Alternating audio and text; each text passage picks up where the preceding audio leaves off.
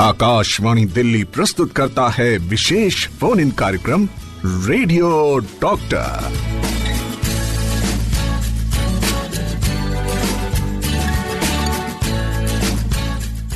नमस्कार, आदाब, वड़कम, सत श्री अकाल। मैं हूं मस्त मलंग RJ Shweta. Radio doctor program लेकर आ गई हूं 102.6 रेनबो पर, जहां आज हम बात करने वाले हैं special on world hepatitis day. हाँ जी, और आज एक्सपर्ट के तौर पर हमारे साथ स्टूडियो में मौजूद हैं doctor Shalimar, additional professor, department of gastroenterology, AIIMS.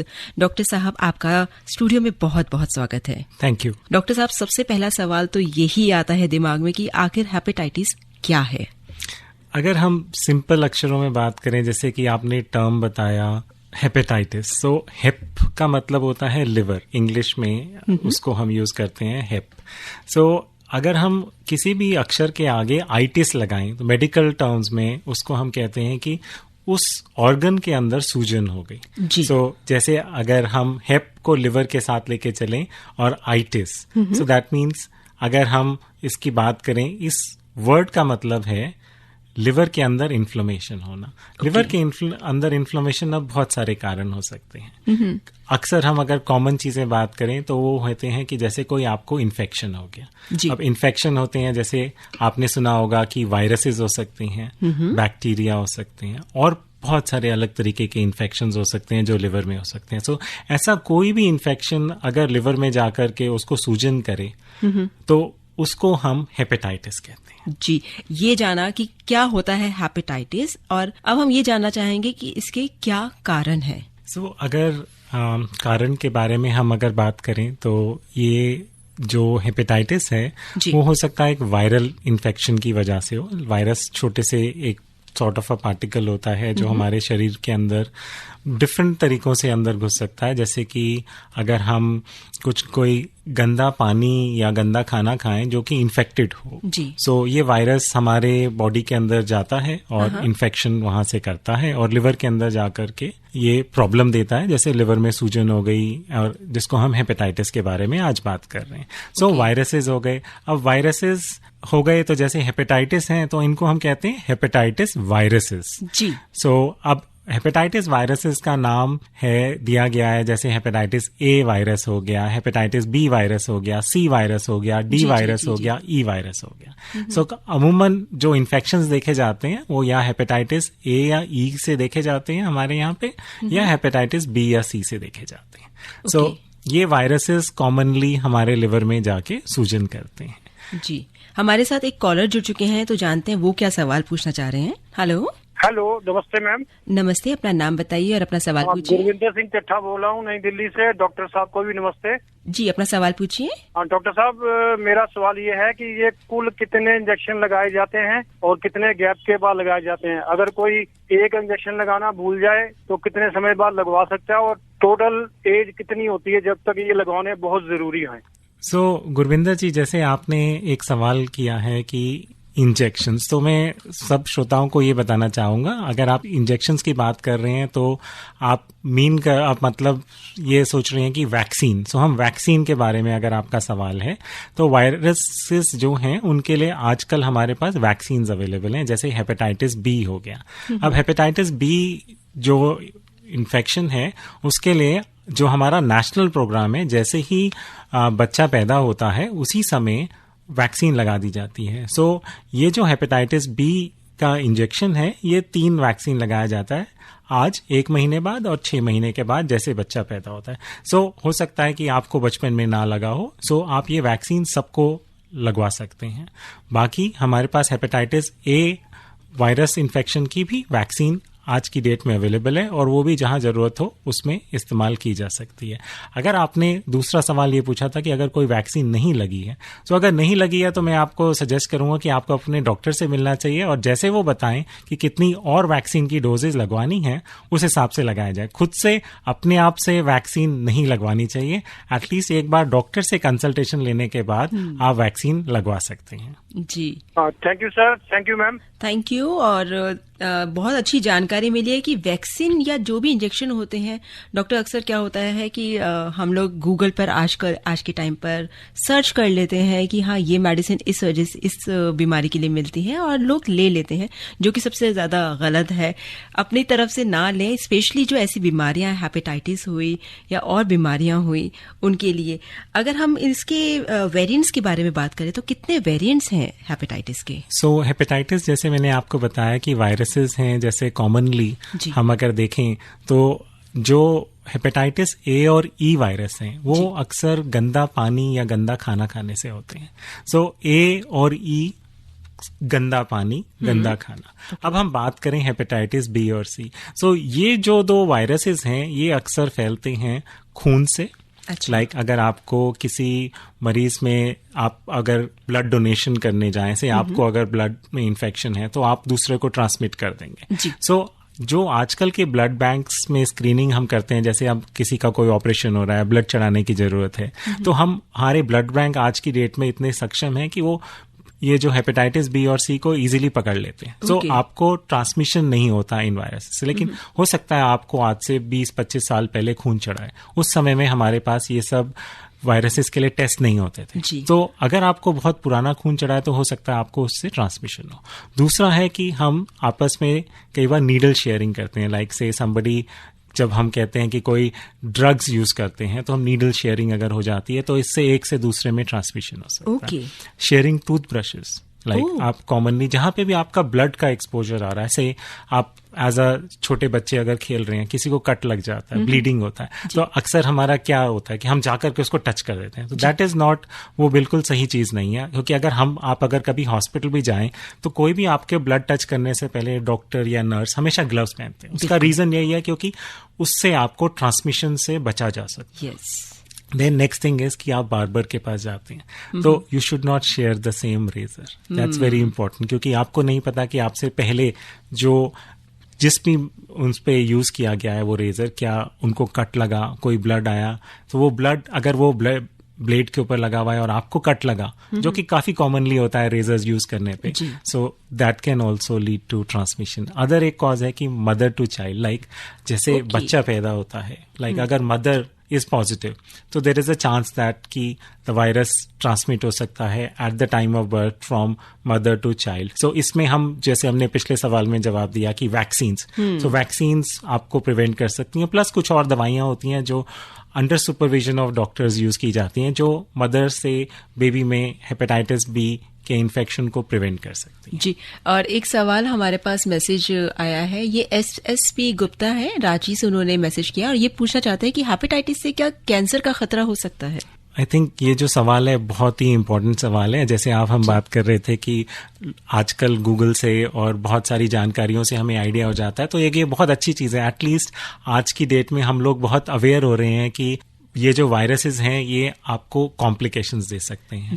सो जैसे हमने बात किया था डिफरेंट हेपेटाइटिस वायरसेस की, तो जो हेपेटाइटिस बी और हेपेटाइटिस सी हैं, ये दोनों वायरसेस लिवर में लंबे समय तक रहते हैं। और जो हेपेटाइटिस ए और ई है उससे तो हम बहुत जल्दी रिकवर कर जाते हैं जी। सो उसमें हम 4 हफ्ते में अमूमन सब लोग ठीक हो जाते हैं और आप अपने काम पे वापस शुरू हो जाते हैं। लेकिन जो हेपेटाइटिस बी और सी है ये क्रॉनिक इन्फेक्शन करते हैं, माने एक बार आपके लिवर में रह गए तो ये लिवर को अपना घर बना लेते हैं। अच्छा, अब अगर घर बन गया तो आप अपने घर को तो नहीं तोड़ेंगे। तो ये वायरस बहुत स्मार्ट वायरस है, हेपेटाइटिस बी और सी। तो ये लिवर के अंदर रहते हैं और बहुत धीरे धीरे करके लिवर को नुकसान देते हैं, क्योंकि उनको वहां रहना है, वहां रहेंगे तो वहां से आगे फैल भी पाएंगे किसी भी तरीके से, जैसे हमने बात किया। और जैसे जैसे लिवर के अंदर में ये रहेंगे धीरे धीरे करके कॉम्प्लिकेशन करते हैं, जिसको हम सिरोसिस, क्रॉनिक लिवर डिजीज कहते हैं। अगर हमारे लिवर के अंदर में ये सिरोसिस हो गया तो हमारे को कैंसर बनने का रिस्क रह जाता है। सो कैंसर डेफिनेटली बन सकता है, तो हमें पता होना चाहिए। और उसके लिए अगर आपको कोई इन्फेक्शन है तो आप जिस भी डॉक्टर को दिखा रहे हैं वो डेफिनेटली आपको इन चीज के लिए रेगुलरली टेस्ट करते हैं। जी, एक सवाल और लेते हैं, फिर उसके बाद एक म्यूजिकल ब्रेक लेंगे।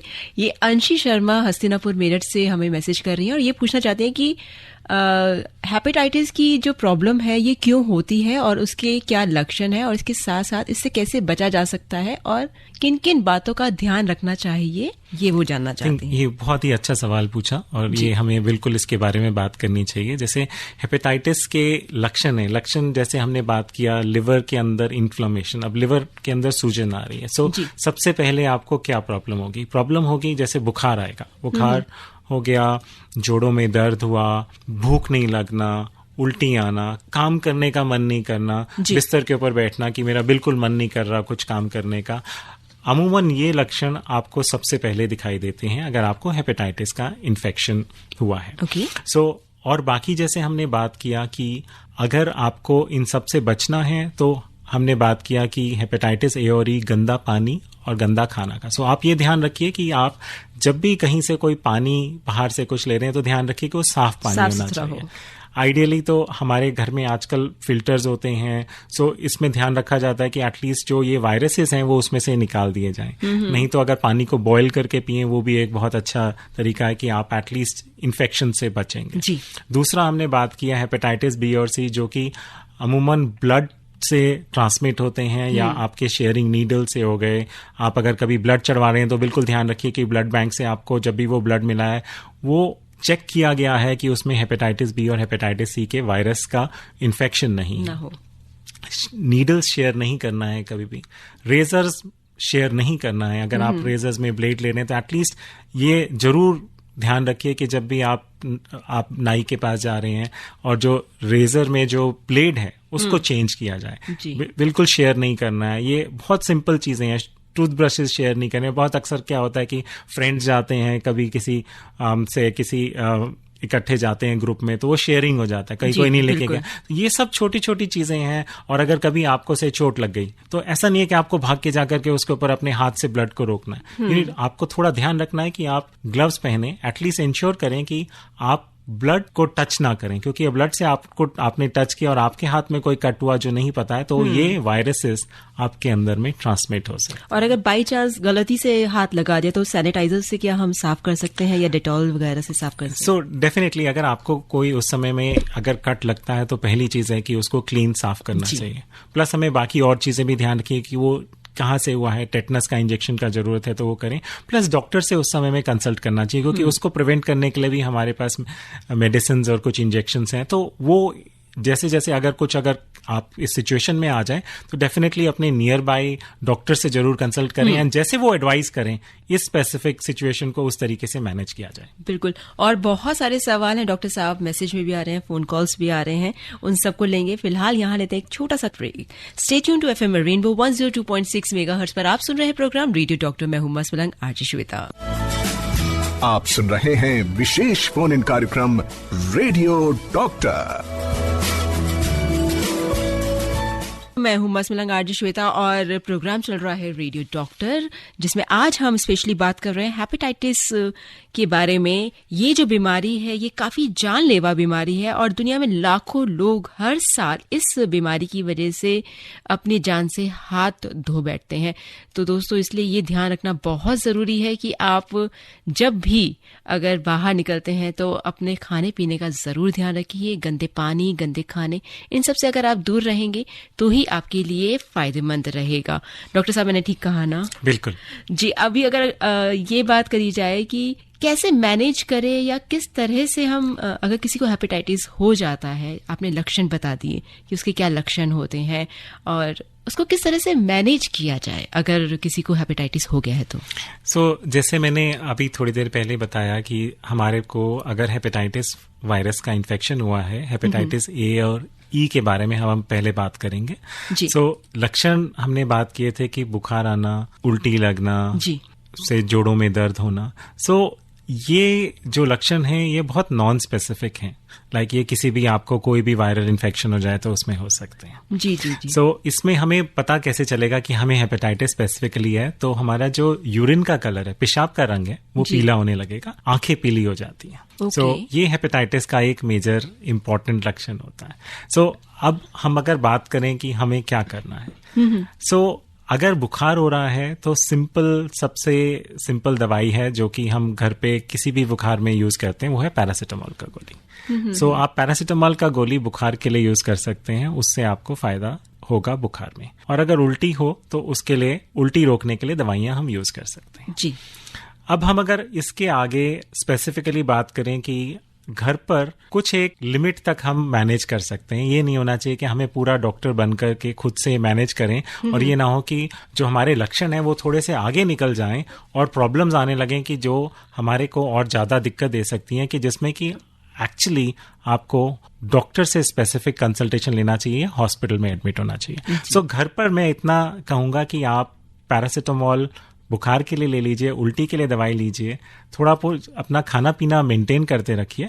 लेकिन अगर प्रॉब्लम्स आए, जैसे कि अगर कहीं से कोई ब्लीडिंग हो जाए, जैसे कोई मसूड़ों से ब्लीड आ जाए, या पेशाब में खून आने लगे, या आपको लगे कि मेरे को भूख नहीं लग रही है और मैं बिल्कुल खा पी नहीं पा रहा हूं और पेशाब कम हो जाए या बेहोशी आ जाए, उसी समय आपको डॉक्टर के पास जाना चाहिए और उसके आगे घर पर इलाज बिल्कुल नहीं करना है। उस समय में आपको डॉक्टर के पास जाना है और हॉस्पिटल में जो आपको जैसे सजेस्ट किया जाएगा, जैसे डॉक्टर बताएं देख के, क्योंकि उस समय में बेटर रहता है कि अगर कोई आपको देखे और आपके लक्षण को समझे क्या हो रहा है, रादर देन कि हम उसके आगे घर तक मैं बोलूंगा इतना ही हमें मैनेज करना चाहिए। जी, क्योंकि आप जितने लक्षण बता रहे हैं वो पीलिया के भी हैं, टाइफाइड के भी है, तो सारे मिक्स लक्षण हैं। जो हेपेटाइटिस जब होता है, आपने कहा आंखें पीली होती हैं या फिर यूरिन कम आता है, भूख कम लगना, ये सारी चीजें जो है ये काफी सारी बीमारियों का मिश्रण हो गया है। बिल्कुल, आप जो बोल रहे हैं वो बिल्कुल सही बात है। अगर हमें स्पेसिफिकली बोलना, अगर मैं ये बोलूं कि मुझे हेपेटाइटिस, तो जैसे हमने लिवर की सूजन, तो लिवर का स्पेसिफिक लक्षण होता है पीलिया। सो पीलिया में हमारी आंखें पीली होंगी और पेशाब का रंग पीला होगा। जी, एक कॉलर हमारे साथ जुड़ चुके हैं, देखते क्या सवाल पूछते हैं। हेलो हेलो जी। डॉक्टर साहब, पूछना ये है कि मेरा अल्ट्रासाउंड हुआ है जी, उसमें लिवर बिल्कुल सही निकला है और मैं परहेज भी बहुत करता हूँ, मगर फिर भी मेरा पेट सही नहीं रहता है, ये क्या वजह है? देखिए, आपका जो सवाल है कि आपका पेट सही नहीं रहता, तो अगर मैं समझूं कि आपको ज्यादा दस्त लग रहे हैं या कब्जी हो रही है, तो आई थिंक ये जो कारण आपका पेट साफ या पेट ठीक नहीं रहता, उसके बहुत सारे कारण हो सकते हैं। ये सब कारण के लिए आपको किसी एक डॉक्टर से मिलना चाहिए। वो आपको थोड़े से और सवाल पूछेंगे और फिर उससे एक क्लियर इंटरप्रिटेशन निकालेंगे कि आपको क्या बीमारी है। सो इस चीज के लिए मैं आपको सजेस्ट करूंगा कि आपको जाकर के डॉक्टर से मिलना चाहिए और जैसे डॉक्टर बताएं आगे टेस्ट कराएं और स्पेसिफिक आपका इलाज उस हिसाब से हो सकता है। आपका अल्ट्रासाउंड बिल्कुल नॉर्मल है, ये बहुत अच्छी चीज है कि मतलब आपको ये हमें पता चल रहा है कि आपको कोई मेजर प्रॉब्लम नहीं है। तो आप इस चीज में बिल्कुल थोड़े से बिल्कुल रहिए कि आपको मेजर प्रॉब्लम कुछ नहीं है, जो भी है माइनर प्रॉब्लम है, उसका इलाज संभव है। बस आप अपने नियर बाय जो भी डॉक्टर हैं उनसे एक बार मिलके थोड़ा और डिस्कस करिए उनसे। जी, देखते हैं दूसरे कॉलर हैं। हेलो। हाँ, मैं आकाश बोल रहा हूँ मैडम जी। जी, अपना सवाल पूछिए।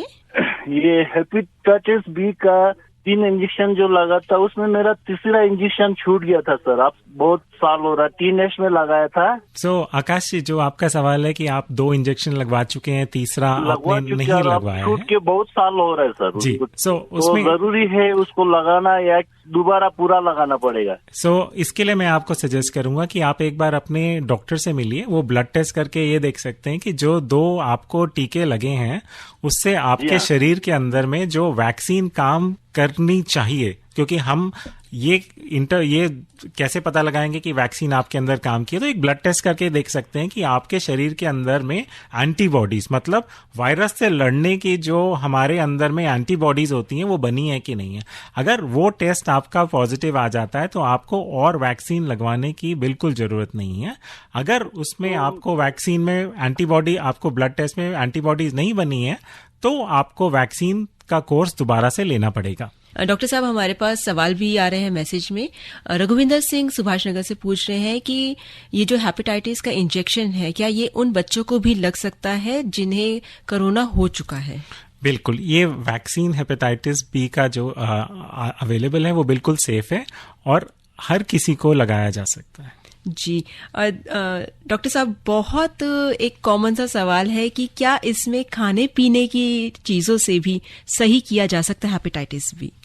सो जैसे हमने बात किया कि जब आपको हेपेटाइटिस का इन्फेक्शन हुआ है तो शुरू में तो आपको भूख नहीं लग रही है, खाना खाने का मन नहीं है, उस समय में आपको थोड़ा थोड़ा करके खाना खाते रहना चाहिए, थोड़ा लिक्विड्स भी लेना चाहिए, जो भी अच्छा लगे आप उसको लेते रहें। अगर हम स्पेसिफिकली खाने पीने की बात करें तो हमें ये ध्यान रखना है कि हमारे को एक न्यूट्रिशियस डाइट लेनी है, न्यूट्रिशियस बैलेंस डाइट, जिसमें कि हम बोलते हैं कि एक मिक्स ऑफ सब कुछ होना चाहिए। ये नहीं हो कि हम बहुत ज़्यादा से रोटी खाएं या बहुत ज़्यादा हम चावल खाएं और बिल्कुल सब्जियां ना खाएं जी। और दूसरा चीज़ ये होगा कि हम बहुत ज़्यादा प्रोटीन खाएं या हम प्रोटीन बिल्कुल कम कर दें। तो हमारे को एक चीज़ ये ध्यान रखना है कि जब कोई भी बीमारी हो, इन जनरल हमारे को एक बैलेंस डाइट, मतलब सब कुछ बराबर में हर चीज का, हर प्रकार का खाना खाएं। ये खाना खाने से जो हमारे लिवर के अंदर जो न्यूट्रिएंट्स जाएंगे, मतलब जो हम ये सब चीजें खाते हैं वो शरीर में जाके खाने के रास्ते में, जिसको हम इंटेस्टाइन, स्टमक कहते हैं, ये छोटी छोटी चीजों में और पार्टिकल्स, जिसको हम फूड का, जो हमारा एक्चुअली सोर्स ऑफ एनर्जी होता है, जो हमें ताकत देता है, ये सब चीजें लिवर में जाती हैं और लिवर को नया लिवर बनने में हेल्प करती हैं। तो हम जितना अच्छा खाना खाएंगे उतनी जल्दी रिकवरी होंगे। अक्सर अमूमन हेपेटाइटिस में एक चीज देखी जाती है कि मरीज हमारे पास जब भी आते हैं तो पहले बोलते हैं कि मैंने हल्दी बंद कर दी, मैंने तेल वाली चीजें बंद कर दी, मैंने ये बंद कर दिया। मेरा एक एडवाइस होगा कि हेपेटाइटिस अगर आपको इन्फेक्शन हुआ है तो खाने में बंद कुछ नहीं करना है। आप खाना आपके लिए सबसे इम्पॉर्टेंट चीज है जो आपको जल्दी रिकवर करने देगा। मोस्ट इम्पॉर्टेंट एक चीज का आपको ध्यान रखना है, अगर आप शराब का सेवन करते हैं या बीड़ी सिगरेट लेते हैं तो वो नहीं लेना है आपको बिल्कुल भी। जी। लेकिन खाने में सब कुछ खा सकते हैं आप। जी, यही एक सवाल महाराष्ट्र से हमारे पास आया था और यशवंत ने यही सवाल किया है कि लीवर के इन्फेक्शंस क्या शराब और धूम्रपान से होते हैं, और आपने उसका सही एकदम जवाब दे ही दिया है। और ये है हरजिंदर छिंदा नथाना पंजाब से, और ये सवाल कर रहे हैं कि इन्हें 2017 में काला पीलिया हो गया था और 84 दिनों का पूरा कोर्स किया था और रिजल्ट फिर उसके बाद नेगेटिव आया। क्या अब भी इन्हें टेस्ट करवाना चाहिए? इन्हें अभी कोई तकलीफ नहीं है? अगर मैं थोड़ा सा डिटेल में बताऊं, काला पीलिया मतलब हेपेटाइटिस सी वायरस का इन्फेक्शन। सो ये इन्फेक्शन, जैसे हमने बात किया, ये ट्रांसमिट होता है ब्लड प्रोडक्ट से। लाइक आपको, अगर आपने कोई नीडल शेयर किया है या रेजर से कुछ हो गया, या कभी आपको ब्लड चढ़ा है किसी आदमी का या किसी भी जिन्होंने डोनेट किया, वो हेपेटाइटिस सी पॉजिटिव है। सो हेपेटाइटिस सी के लिए आजकल हमारे पास बहुत अच्छी दवाइयां हैं जो कि खाने की टैबलेट्स हैं, जिसके कोई साइड इफेक्ट्स नहीं हैं। और जैसे कि इन्होंने बताया कि इन्होंने 84 दिन दवाई खाई और ठीक हो गए। ठीक हो गए। तो इसमें ये होता है कि जैसे आपने इलाज पूरा कर लिया, उसके 12 हफ्ते के बाद अगर आप हेपेटाइटिस सी वायरस का, जैसे हम ब्लड में हम जांचना चाहें तो हम उसको मेजर करते हैं कि कितने वायरस के पार्टिकल हमारे शरीर के अंदर घूम रहे हैं जी।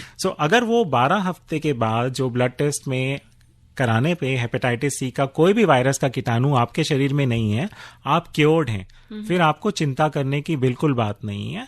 अगर आपके अंदर में कोई भी ऐसा रिस्क फैक्टर मतलब आप दोबारा से आपने नीडल शेयर कर लिया या आपने कोई दोबारा ब्लड चढ़वा लिया, अगर आपको दोबारा इन्फेक्शन नहीं हुआ है तो वो 12 हफ्ते में अगर आपने दवाई खाने के बाद आप नेगेटिव हैं तो आपको बिल्कुल चिंता नहीं करनी है। आपका हेपेटाइटिस सी पूरी तरीके से ठीक हो गया है। लेकिन आपके लिवर के अंदर जब हमने इलाज शुरू किया, उससे पहले अगर लिवर में कोई प्रॉब्लम है तो उसके लिए आपको अपने डॉक्टर के पास रेगुलरली विजिट करना चाहिए और उनसे राय लेनी चाहिए कि आपको क्या दोबारा और फॉलोअप की जरूरत है कि नहीं है।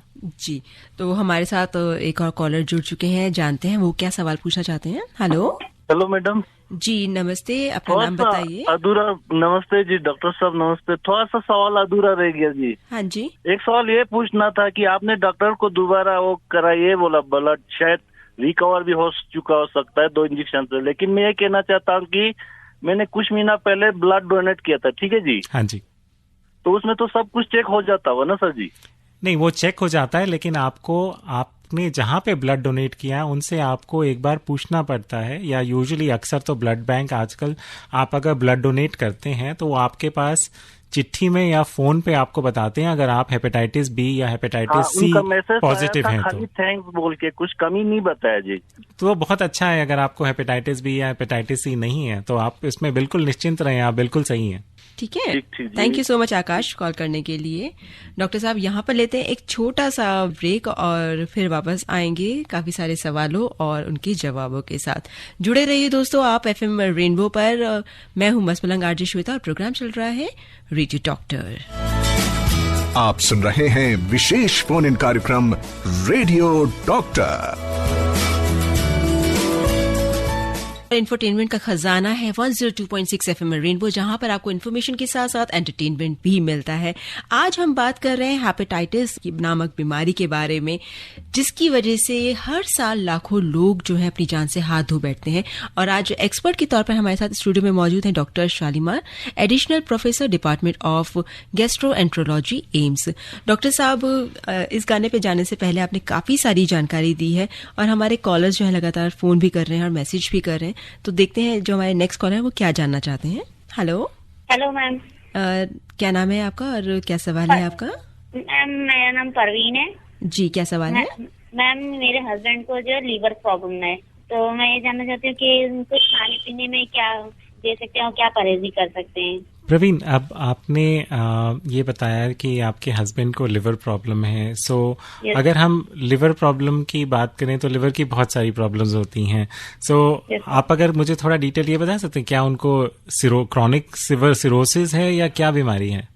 सर इतना तो नहीं बताया। अच्छा, सर कोई बात नहीं, ये बताया लीवर प्रॉब्लम का बताया, काफी साल हो गए। सो अगर जैसे हम लिवर प्रॉब्लम की बात करें, हमने बात किया था अगर हमें हेपेटाइटिस एक्यूट वाला है जो कि हमें हाल ही में कोई सिम्टम्स हुए हैं, जैसे हमने बात किया है, तो आप खाने पीने में हमारी तरफ से कोई भी मनाही नहीं होती है, आप सब कुछ खा सकते हैं। इम्पॉर्टेंट चीज का जो ध्यान रखना है कि अगर से जैसे कि अगर हम बात करें कि आपके लिवर में सिरोसिस है, मतलब लिवर सिकुड़ के छोटा हो रहा है, और हमने जैसे बात की कि आपको या अगर हेपेटाइटिस बी या सी का या पेट में पानी इकट्ठा हो गया, उस समय में अगर पेट में पानी है तो हम अक्सर मरीजों को ये बोलते हैं कि आपको नमक कम खाना चाहिए। और खाने में इसके अलावा सब कुछ खा सकते हैं। सब कुछ खा सकते हैं मतलब आपका जो मन चाहे आप खा सकते हैं।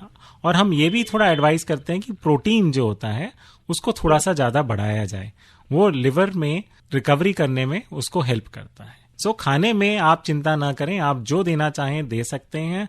जैसे हमने पहले भी बात किया, मैं दोबारा भी बताना चाहूंगा कि आपको शराब, बीड़ी, सिगरेट, इन चीजों से बिल्कुल दूर रहना है। खाने में सब चीज अच्छी है, खाइए, बिल्कुल खाइए, कोई प्रॉब्लम नहीं है उसमें, लेकिन एक बैलेंस्ड, हर चीज को बराबर में खाना है। सो ये नहीं है कि बहुत ज्यादा, जैसे हमने बात की कि बहुत ज्यादा। सर एक क्वेश्चन है। बिल्कुल सर, ये मेरा 3.5 साल का लड़का है, वो खाना खाने बैठता है ना तो थोड़ी देर बाद जो उसको बाथरूम लग जाती है, बस पता नहीं क्यों। ये प्रवीण, मैं आपको ये इसके लिए सजेस्ट करूंगा क्योंकि आपका 3.5 साल का जो बच्चा है उसमें बहुत सारे कारण हो सकते हैं बार बार दस्त लगने के। तो इस चीज में आपको अपने आसपास के जो भी आपके बच्चों के डॉक्टर आपके पास हैं, जिनको आप पहले से दिखा रहे हैं, उनसे एक बार जरूर मिल लीजिए इसके लिए, क्योंकि आपको और थोड़ी जांचें करानी पड़ सकती हैं।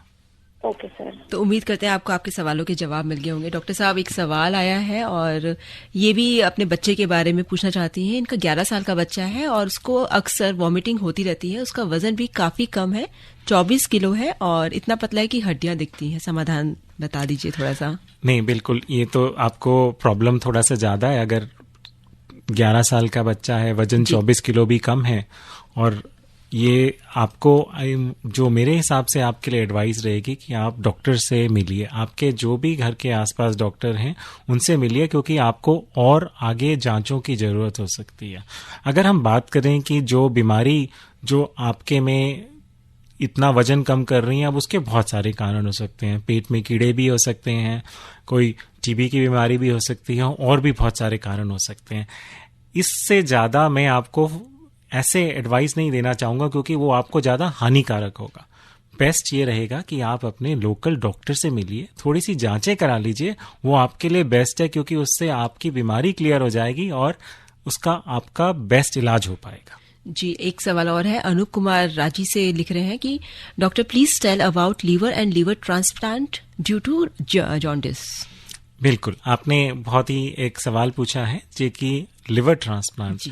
जैसे हम ट्रांसप्लांट की बात करें, अगर मैं सारे श्रोताओं को ये बताऊं, ट्रांसप्लांट मतलब कि आपका अगर कोई शरीर का अंग खराब हो गया है, वो काम नहीं कर रहा है, तो उसके जो जिस प्रक्रिया को अगर हम उसको बदल दें, जैसे कि अगर लिवर काम नहीं कर रहा है, हम लिवर उसको हटा के किसी और से ले लें, जिसका कि या तो अगर कोई किसी का एक्सीडेंट हो गया उसका हम लेके पूरा लिवर लगा दें, या आपके परिवारजन अपना आधा लिवर देना चाहें, इस प्रक्रिया को हम लिवर ट्रांसप्लांट कहते हैं। सो अगर आपका लिवर पूरा खराब हो गया और काम नहीं कर रहा है, जैसे कि काम नहीं कर रहा, उसके लक्षण आ रहे हैं, आपको पीलिया चल रहा है लंबे समय से जी, आपको बेहोशी आ रही है, आपके पेट में पानी इकट्ठा हो गया, या लिवर में कैंसर बन गया, इन सब स्थितियों में जो कि हम क्रॉनिक बीमारी जो हेपेटाइटिस वायरस से हो गई है, या आपको लिवर फेल हो गया है, अब लिवर फेल एक्यूट भी हो सकता है, या कोई लंबे समय से बीमारी चल रही हो उसकी वजह से हुआ है,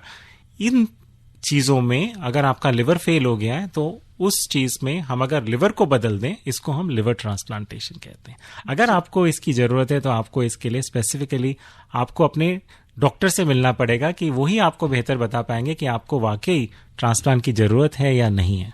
जी, एक और सवाल है चंडीगढ़ से। इनकी 35 साल की उम्र है और ये लिख रहे हैं कि लीवर में हाइड्रेट सिस्ट है लेफ्ट लॉब में, और राइट जो लॉब है वो रिमूव कर दिया गया है सर्जरी के द्वारा, और ये जानना चाहते हैं कि क्या लीवर साइरोसिस और उसके चांसेस है, क्योंकि लेफ्ट लॉब जो है उसमें सिस्ट जो है वो निकाल दी गई है। सो आपने जो बीमारी बताई हाइड्रेटेड सिस्ट, माने एक तरीके का इन्फेक्शन होता है, ये जो लिवर के अंदर में सिस्ट बना देता है। सो अगर आपका इसका इलाज हो गया है, अगर मैं ये मानूं तो आपको दवाइयां भी मिल रही होंगी इसके लिए, और आपका ऑपरेशन हो गया है, तो इस बीमारी में आपको रेगुलरली फॉलोअप पे रहना पड़ेगा अपने डॉक्टर के पास।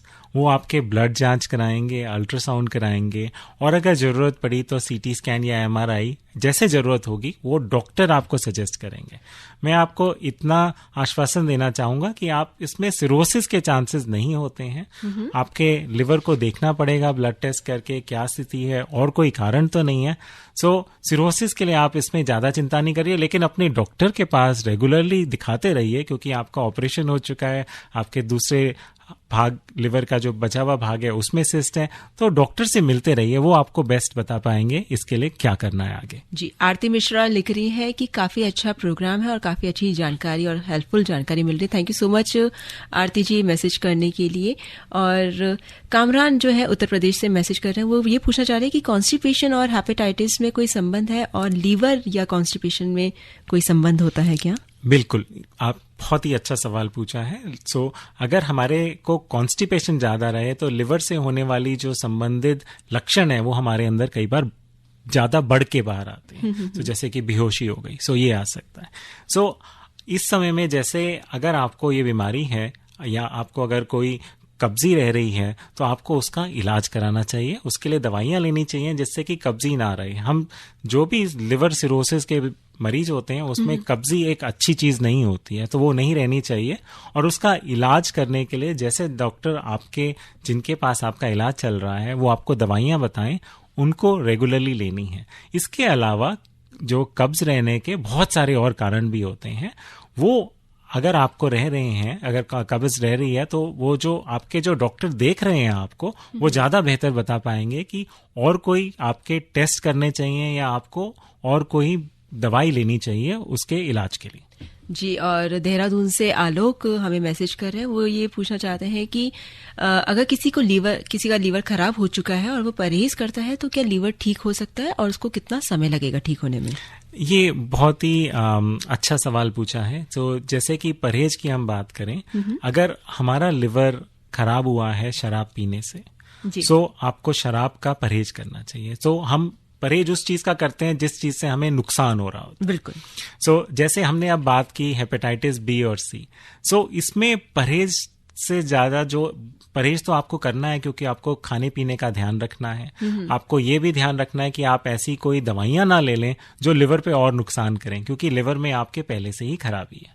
अब इसके ऊपर शराब बीड़ी सिगरेट बिल्कुल भी नहीं लेना है, क्योंकि ये लिवर के ऊपर और नुकसान करेंगे। कई बार क्या होता है कि हम बहुत सारी देसी दवाइयाँ या हम केमिस्ट के पास जाते हैं और उनको बोलते हैं कि हमें ये प्रॉब्लम हो रही है कि आप हमें दवाई दे दें जी। तो आपने डॉक्टर से कंसल्टेशन नहीं लिया, लेकिन आपने जाके एक डिमांड कर लिया कि मुझे ये प्रॉब्लम हो रहा है, ये दवाई दे दें। तो हमें ये भी ध्यान में रखना है कि सारी दवाइयाँ या जो कुछ भी हम खा पी रहे हैं वो सब कुछ तो लिवर से ही पच रहा है। सो ये दवाइयाँ अगर ज़्यादा डोज में ले ली जाएं या वो सेफ नहीं है, जैसे कोई एंटीबायोटिक्स हो गए, कोई तेज पेन किलर्स हो गए, तो ये जाकर के लिवर में और नुकसान देंगी। तो ये सब चीज़ों का हमें परहेज जरूर करना है। खाना हमें अच्छे से खाना है। नमक, अगर आपके डॉक्टर ने आपको बताया है कि लिवर खराब है और पेट में पानी है, तो वो नमक का परहेज आपको करना है। जी। कौलेश्वर ठाकुर जो है वो झारखंड से मैसेज कर रहे हैं और ये पूछना चाह रहे हैं कि हेपेटाइटिस बी सी के लक्षण क्या होते हैं और ज्यादा मसाले या मांस खाने से ये बीमारी होती है क्या? ये बहुत ही इम्पोर्टेंट सवाल आपने पूछा है। जैसे हम हेपेटाइटिस बी और सी के लक्षण की बात करें, अमूमन ये जो दो इन्फेक्शन है ये हमें क्रॉनिक इन्फेक्शन करते हैं। जैसे हमने हेपेटाइटिस ए और ई की बात की, वो एक्यूट इन्फेक्शन है, मतलब आपको अगर इन्फेक्शन लगेगा तो उसी के कुछ हफ्तों में ही आपको बुखार, जोड़ों में दर्द होना, उल्टी आना। जी। जब हमें हेपेटाइटिस बी और सी होता है, अक्सर ये शुरू में कोई सिम्टम नहीं देते। ये दोनों वायरसेस, जैसे मैंने बताया था, कि आपके लिवर को अपना घर बना लेते हैं। अब घर बनाएंगे तो लंबे समय में जाकर के प्रॉब्लम करते हैं। शुरू में आपको कोई प्रॉब्लम नहीं होती, और अगर इनका डिटेक्शन करना है तो आपको टेस्ट ही कराने पड़ते हैं। जी। इम्पॉर्टेंट ये है कि अगर आपको कोई भी एक्सपोजर हुआ है, जैसे कि हमने बात की कि आपको ब्लड ट्रांसफ्यूजन हुआ है, आपकी कोई सर्जरी हुई है, कोई दांतों का कुछ RCTs हुई हैं जिसमें कि हम दांत निकाल के आपको कुछ उसमें प्रोसीजर किए गए हैं, या आपको पता है कि आपने नीडल शेयर किए हैं, तो आप टेस्ट कराइए। सिम्टम्स पे मत जाइए, सिम्टम्स नहीं आएंगे, सिम्टम्स बहुत देर से आते हैं। और अगर आपको वैक्सीन हेपेटाइटिस बी की नहीं लगी है तो वैक्सीन जरूर लगवा लीजिए। बिल्कुल। और बहुत सारे सवाल हैं, उन सब सवालों के जवाब जो है डॉक्टर साहब जरूर देंगे, क्योंकि आप सबके लिए यहाँ पर डॉक्टर साहब आए हैं। और हेपेटाइटिस के रिलेटेड जो भी सवाल है आप हमें कॉल करके पूछ सकते हैं या मैसेज कर सकते हैं। Stay tuned to FM Rainbow. आप सुन रहे हैं विशेष फोन इन कार्यक्रम रेडियो डॉक्टर। हम आपके लिए सच में बहुत ज्यादा हेल्पफुल रहते हैं। क्यों? क्योंकि हमारा प्रोग्राम होता है रेडियो डॉक्टर, जहां पर हमारे साथ डॉक्टर मौजूद होते हैं स्टूडियो में और वो आपके सवालों के जवाब देते हैं, जिसकी वजह से आपको काफी ज्यादा जो है वो फायदा होता है। और हमारे साथ जो है कॉलर जुड़ जाते हैं, और फिलहाल डॉक्टर साहब एक और कॉलर जुड़ चुके हैं, जानते हैं वो क्या सवाल पूछना चाहते हैं। Hello. Good afternoon doctor. Good afternoon जी, my name is Clifton Almeida, I am calling from Goa. जी, अपना सवाल था जी। एक सवाल है, क्या जो हम एंटीबायोटिक्स और जो स्ट्रॉन्ग टैबलेट्स या मेडिसिन दवा लेते हैं, वो उसके साथ कभी डॉक्टर विटामिन का भी टैबलेट देते हैं, उसका असर क्या पड़ता है लिवर के ऊपर? ये सवाल नंबर 1 है। और दूसरा सवाल है, क्या डॉक्टर बोलते हैं कि दारू पीते हैं उसके बाद तुरंत खाना चाहिए, नहीं तो लिवर पे प्रेशर आता है? आई थिंक आपने बहुत ही इम्पोर्टेंट सवाल पूछे हैं। अगर जो वाइटामिन्स हम दिए जाते हैं, यूजुअली जब हम एंटीबायोटिक यूज करते हैं, तो एंटीबायोटिक्स हमारे इंटेस्टाइन के अंदर बहुत सारे बैक्टीरिया होते हैं जो ये सब वाइटामिन्स बनाते हैं, तो वो उसको नुकसान करते हैं। तो वाइटामिन्स उनको सप्लीमेंट करते हैं कि जो ये सब जो शरीर के अंदर डेफिशिएंसी होंगी तो उसमें हेल्प किया जाता है। दूसरा चीज आपने बोला कि शराब के बाद खाना, मैं आपको ये बोलूंगा कि शराब लेना ही नहीं चाहिए। क्यों लें वो चीज़ जो हमारे लिवर में नुकसान दे? अब उसमें आप जो सजेशन दे रहे हैं कि अगर उसको बाद में खाना खाया जाए या नहीं खाना खाया जाए, उससे बेनिफिट आपको लिवर, जब आप शराब पिएंगे तो वो आपके लिवर को नुकसान देगी। एक इंग्लिश में या सब जगह एक कहावत है, prevention is better than cure. जो चीज़ आप प्रिवेंट कर सकते हैं लिवर पे नुकसान देने के लिए, उसका सेवन करना ही नहीं चाहिए। बिल्कुल। और thank you so much call करने के लिए। डॉक्टर साहब, जिस तरह से हम लोग बात कर रहे हैं, ये जो वैक्सीन है ये किस एज तक ली जा सकती है हेपेटाइटिस की, और साथ ही साथ कि इसकी कोई पर्टिकुलर एक उम्र है, टाइम है या पीरियड है?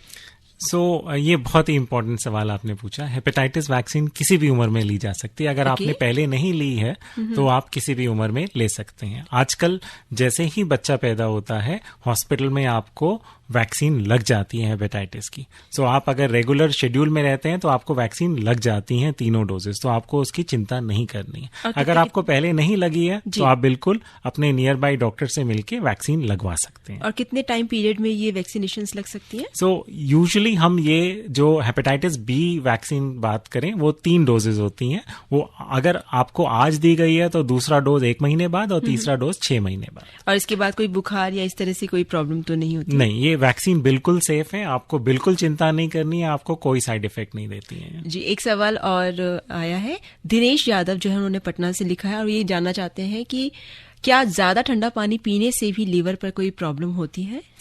सवाल का जवाब मैं ये दूंगा कि आपको अगर पानी ठंडा सूट नहीं करता है तो आप मत लीजिए। अगर आपको गला खराब करता है, लिवर पे ठंडा पानी पीने से ऐसे कोई फर्क नहीं पड़ता है। लेकिन आप बहुत ज्यादा ठंडा या बहुत ज्यादा गर्म चीजें लेंगे तो आपको जीभ के ऊपर दिक्कत देंगी। सो आप लिवर पे इससे ऐसा कोई फर्क नहीं पड़ता। जी, और आरपी शर्मा जो है वो हमें सोनीपत से मैसेज कर रहे हैं, 68 ईयर्स के हैं और ये बता रहे हैं कि इनका अल्ट्रासाउंड आया है, उसकी रिपोर्ट आई है जिसमें लीवर जो है नॉर्मल साइज का है लेकिन उसमें ग्रेड 1 फैटी इन्फ्लेमेशन आया है। तो क्या ये सीरियस है? ये इस चीज के लिए मैं आपको क्लियर कट जवाब नहीं दे सकता जब तक कि मेरे पास आपकी और जानकारी ना हो, जैसे कि आपके लिवर के टेस्ट क्या हैं और क्या प्रॉब्लम है। क्योंकि लिवर के अंदर चर्बी इकट्ठा होना मीन्स के बहुत सारे कारण होते हैं। या तो आपके वजन ज्यादा है उसकी वजह से हो रहा है, या आप शराब पीते हैं उसकी वजह से हो सकता है, कई दवाइयों की वजह से भी हो सकता है। तो मैं सजेस्ट करूंगा कि आप अपने डॉक्टर से मिलिए। इन द मीन टाइम आप एक हेल्दी लाइफस्टाइल रखिए, खाना पीना बैलेंस्ड खाइए, जैसे हमने बात किया, थोड़ी एक्सरसाइज करिए। अगर आपका वजन ज्यादा है तो थोड़ा वजन कम करिए, और अगर शराब पीते हैं तो बिल्कुल उसको बंद करिए। जी, और प्रीति जो है वो चंडीगढ़ से मैसेज कर रही है, वो ये जानना चाहती है कि how can we manage fatty liver at home? ये बहुत ही आई थिंक इम्पोर्टेंट सवाल पूछा है। फैटी लिवर आजकल बहुत कॉमनली देखा जा रहा है। जैसे अगर हम बात करें फैटी लिवर, आपको ये देखिए कि आपका वजन कितना है। क्या आपका वजन आपके जितनी हाइट है उसके लिए बहुत ज्यादा है? एक हम सिंपल चीज बोलते हैं, एक बॉडी मास इंडेक्स होता है। अगर आप उसको कैलकुलेट करें तो आपको उससे आइडिया हो सकता है कि आपका वेट कितना ज्यादा है। अगर आपका वेट ज्यादा है तो मैं सजेस्ट करूंगा आपको खाने में थोड़ा सा नहीं बल्कि ज्यादा ही थोड़ा अपना फैट्स और कार्बोहाइड्रेट्स, जो कि हम रोटी, चावल, तेल वाली चीजें, मीठा, बाहर का खाना, जंक फूड, ये सब चीजें आपको बंद करनी है। और थोड़ा एक्सरसाइज करिए, थोड़ा घर से बाहर निकलिए, वॉक करिए। अच्छा मौसम है, आपको बहुत अच्छा लगेगा। थोड़ी एक्सरसाइज करिए, पार्क में जाइए, सुबह शाम चलिए। थोड़े एक्सरसाइजेस करने से आपकी मसल्स की स्ट्रेंथ भी बनेगी और आपका जो फैटी लिवर है वो भी काफी आपको बेटर हो जाएगा। डॉक्टर साहब, इतने सारे सवालों के आपने जवाब दिए हैं, अगर इस बीच में हमसे फिर भी कुछ भी चीज छूट गई है, कोई इंपॉर्टेंट पॉइंट, तो क्योंकि वक्त भी कम रह गया है, तो आप चलते चलते अगर बताना चाहें कुछ भी। बिल्कुल, मैं यही चीज बोलना चाहूंगा कि हमें अपना हेल्थ का ध्यान खुद रखना चाहिए। ये ध्यान रखें कि आप क्या खा रहे हैं, क्या पी रहे हैं, साफ खाना है, साफ पीना है। खुद से इलाज एक लिमिट तक ठीक है, उसके आगे नहीं ठीक है। आपको अपने डॉक्टर से कंसल्ट जरूर करना चाहिए, वो बहुत जरूरी है। दूसरा चीज कि खुद से दवाइयां नहीं लेनी चाहिए। सिंपल दवाइयां ठीक है, अगर आपको बुखार हो जाए तो वो ले लीजिए, बट उसके आगे आपको डॉक्टर से ही कंसल्ट करना चाहिए। शराब जो लोग पीते हैं, मेरा उनके लिए एडवाइस रहेगा कि अल्कोहल बंद करिए, बीड़ी सिगरेट बंद करिए, और खाने में बहुत इंपॉर्टेंट चीज है कि आप एक बैलेंस डाइट करें। मैंने बार बार यही चीज आज बात की है। और इम्पॉर्टेंट है कि अल्कोहल, स्मोकिंग बिल्कुल नहीं। एक्सरसाइज शुरू करिए, सबको एक्सरसाइज करनी है। घर से बाहर निकलिए, सुबह में, शाम को, जब आपको टाइम मिले, ऑफिस में जब टाइम मिले, थोड़ा सा कुर्सी से उठिए, कंप्यूटर से उठिए, फोन से निकलिए बाहर और एक्सरसाइज करिए। ये मेरा एडवाइस रहेगा। बिल्कुल, इतनी अच्छी एडवाइस देने के लिए बहुत बहुत शुक्रिया डॉक्टर साहब। कोई पर्टिकुलर एक्सरसाइज के बारे में अगर आप बताना चाहें, या सिर्फ वॉकिंग एक बहुत अच्छी एक्सरसाइज है?